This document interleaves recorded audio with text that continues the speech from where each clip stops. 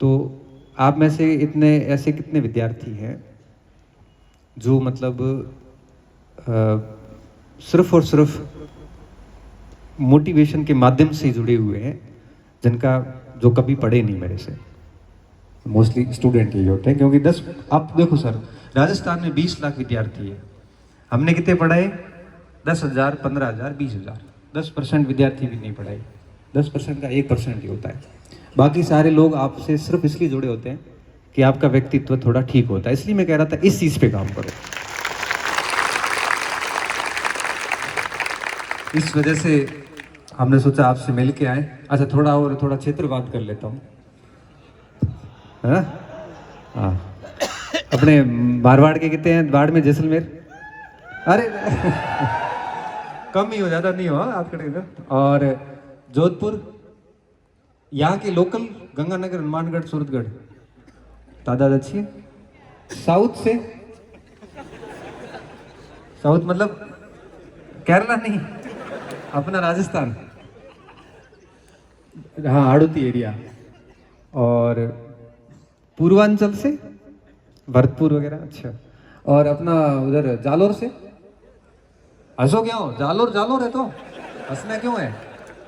विद्वान बैठे हैं वहां पे, भगवान की कसम। मेरे पास जालोर के बच्चे पढ़ने के लिए आते हैं। देखो, कुछ लोग अपवाद हर कम्युनिटी में होते हैं, हर क्षेत्र में होते हैं। बाकी जालोर में मैं पढ़ा हूँ 2 साल, और जालोर के मेरे पास हजारों बच्चे पढ़े हैं, बहुत मेहनती, भगवान की कसम, ईमानदारी से मेहनत करने वाले। कुछ इन असामाजिक तत्वों के कारण वो क्षेत्र और कम्युनिटी बदनाम हो रखी है। बाकी सब व्यक्ति वहाँ ऐसे नहीं है, बहुत ब्रिलियंट बच्चे बैठे हैं और बहुत तरीके से पढ़ते हैं। ये मेरा व्यक्तिगत अनुभव है। मैंने, बेचारे बहुत दुखी है, वो कहते हैं ना, तब एक बार मेरे पास एक पति पत्नी दोनों पढ़ने आ रहे थे। पत्नी L2 उसमें, सॉरी, सेकंड ग्रेड SST में थी, और उनका हस्बैंड L1 की तैयारी कर रहा था। दोनों का चयन हुआ, मिठाई खिलाने आए। तो मैंने कहा कहाँ से हो? तो मोड़ा पड़ा, एकदम मोड़ा पड़ा, मतलब मुंह उतर गए एकदम। क्या हुआ? तो सर सांचौर से। तो इसमें उदास होने की क्या बात है? तो सर हम नौकरी भले लगे, लेकिन लोग यही कहेंगे कि ये भैया दिला गए। तो सर हमें है ना, अंदर से फील होता है, और ये होगा। जब बाड़मेर पे आरोप लगते हैं ना, तब मुझे दुख होता है, आपकी कसम दुख होता है, बहुत बहुत दुख होता है। क्यों होता है? क्योंकि जब हमें पता है कि 50 लोग होंगे, 40 होंगे, उठाए जेल में ठोकुन, गोली ठोकुन, मान की लेन देना, हमें बाकी वालों को क्यों बदनाम कर रहे हो? बाड़मेर वालों के पास में बताऊं, जितना भी क्षेत्र है, 90% एरिया ऐसा है जिनके पास में पेइंग कैपेसिटी नहीं है, मतलब कोचिंग के पैसे देने के लिए उनका पैसे नहीं है। कुछ ऐसे असामाजिक तत्व है, कंटक है, कुछ है, जिनकी वजह से आप पूरे क्षेत्र को और सभी उसको किसी कम्युनिटी को हम ऐसे नहीं कर सकते। तो देखो, मुझे कभी इनसे आपत्ति नहीं, वो हर क्षेत्रों में है। तो हमें इन चीज़ों से सच में दूर रहना चाहिए, और अपने आप को राड क्षेत्र का, नेहड़ एरिया का कहने में गर्व महसूस करिए। कोई आप गलत क्षेत्र से नहीं है। कुछ लोग गलत है तो काली हमारे घर की माथे वो पानी वो भर से, वो खुद, अपने को क्या है? आप तो मस्त रहो, बढ़िया तैयारी करो, और अपने क्षेत्र का नाम और रोशन करो। मैं तो ये कहता हूँ, क्योंकि एक क्षेत्र की पहचान आप व्यक्तियों से होती है। ये कुछ गलत लोगों के कारण पहचान खराब हुई है, तो आप अच्छे लोग उस पहचान को ठीक कर सकते हो। मेरे को कई बार कहते हैं कि सर थे बाड़मेर रहो, थोड़ा लागे कि बाड़मेर पढ़े, बाकी मोहनत के बाड़मेर में, मैं ऐसा नहीं है। बाड़मेर के अंदर पढ़ने वालों की संख्या बहुत अधिक है। राजस्थान के अंदर आज किसी भी जिले में जाके देखोगे, ये जितनी भी मार्केट चल रही है ना, किताबों की, कोचिंगों की, लाइब्रेरी की, उसमें मोस्टली बच्चे बाड़मेर जैसलमेर के हैं, खूब पढ़ते हैं। ठीक है, कुछ गलत भी है, वो तो अपने घर में भी एक आधा गलत होता है, आप किस किस का इलाज करोगे? तो जालोर के कितने बच्चे? हमें थोड़ा हाथ ठीक करा हुआ बच्चे।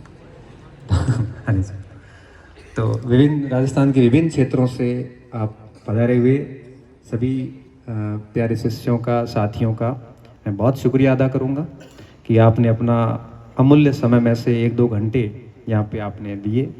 और हम भी शीतकालीन अवकाश में थे। 1 महीना पहले हमने प्लानिंग, इनको पूछा था इन्होंने कि सर, राकेश जी ने, कि सर एक बार आओ ना, टेस्ट सीरीज के बच्चे हैं, मिलना है। टेस्ट सीरीज का तो कुछ नहीं, मैंने कहा वैसे, और मिलना है तो मिल लेंगे। तो इन्होंने बढ़िया सा मैनेज किया पूरी टीम को, और आप सभी विद्यार्थियों को मैं हृदय से आपका शुक्रिया अदा करता हूँ। आप मेरे लिए हमेशा से आदरणीय हैं।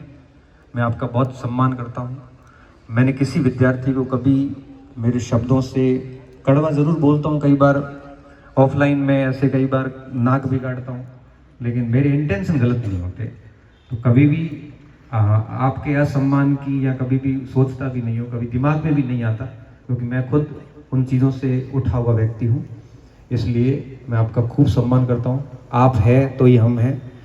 शिक्षार्थी और शिक्षक का जो रिलेशन है ये अद्भुत है। इनको आप शब्दों में व्याख्या दे ही नहीं सकते। न मैं आपकी ब्लड रिलेशन में हूँ।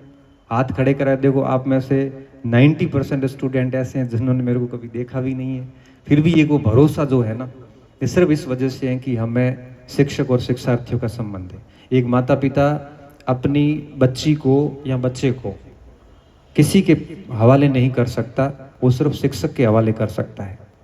उसको केवल शिक्षक पे भरोसा होता है कि मेरी बच्ची या मेरा बच्चा शिक्षक के पास सुरक्षित है। मेरे पास कई स्टूडेंट ऐसे आते हैं और अपनी निजी जिंदगी की समस्याएं मेरे पास साझा करते हैं इस भरोसे के साथ कि गुरुजी है तो गुरु को उन्होंने ईश्वर के समान दर्जा दिया हुआ है। क्योंकि ईश्वर तो पता नहीं आपकी समस्या का समाधान करने कब आएगा, लेकिन फंसोगे तब लास्ट में फ़ोन हमारे पास आएगा कि मार सामट एडी वीरी ना मैं फॉरवर्ड कॉकर करो, क्योंकि भगवान उस समय याद नहीं आते, गुरु आते हैं। इसलिए एक शिक्षक का जो दर्जा है समाज में वो बहुत रेपुटेड है। आप सभी भावी शिक्षक जो बनने वाले हैं, जो भी और अधिकारी बनने वाले हैं, मैं आप सभी को यही कहूँगा, अपना व्यवहार बहुत बढ़िया रखें, अपना व्यक्तित्व अच्छा रखें और शिक्षक की परिभाषाओं पे खरा उतरें, ताकि हमारा जो ये शिक्षक समाज है, जो भी आगे आप जाओगे, कभी भी हमारी वजह से बदनाम नहीं हो। क्योंकि आजकल ये भी खबरें जब पढ़ते हैं तो दुख बहुत होता है कि क्या कुछ चीज़ें चल रही है। तो इतना भरोसा जब शिक्षक पे होता है तो निश्चित तौर पे आप लोग यहाँ पे आए हैं, तो मेरी इन बातों को उम्मीद कर रहा हूँ कि केवल सुना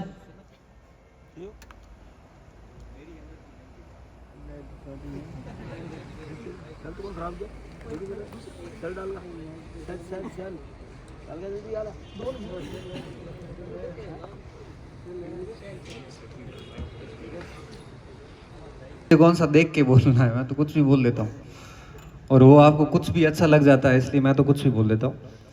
तो हम बात को अब थोड़ी देर में ही समाप्त करने वाले हैं। उससे पहले मेरी एक रिक्वेस्ट है आपसे कि देखो संख्या अच्छी खासी है, तो बहुत संयमित व्यवहार के साथ हमें उठना है और बहुत धीरे धीरे प्रस्थान करना है।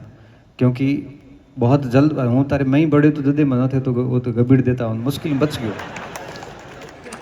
हमारा कोट रा बटन भी जाता है तो ठीक है, टूटता टूटता बच्चा पहन के लिए तो उठा तो थोड़ा सा क्या है, अब देखो आप समझ सकते हो कि फोटो वाला तो अपन कर ही नहीं पाएंगे, तो कोई नाराज मत होना कि वहाँ फोटो खिंचाए कौन।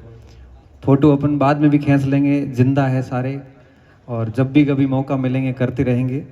और अब मुझे ये भरोसा है कि आप बढ़िया चयन लेंगे और चयन लेके और वापस मेरे तक सूचना पहुंचाओगे कि सर हम उस कार्यक्रम का हिस्सा थे और हमारी नौकरी लग गई है, और अगली बार जब हम कार्यक्रम करेंगे तो ऐसे बच्चों को हम कोशिश करेंगे कि मंच पे लाएंगे।